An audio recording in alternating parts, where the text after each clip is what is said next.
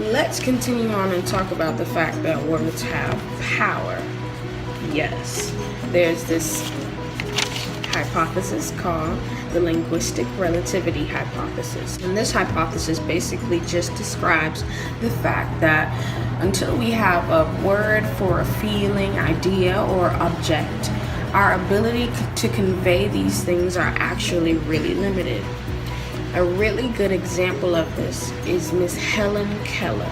She was a young woman at the time that lost her sight, her hearing, and her speech at such a young age. She had tantrums.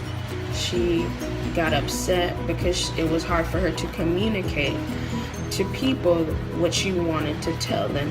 So eventually she found ways, as she grew with help, she found ways to communicate with her ideas and her objects and her feelings to people, and eventually became a very monumental person in America and in all of the world, and for deaf people. And she advocated for people with that disability.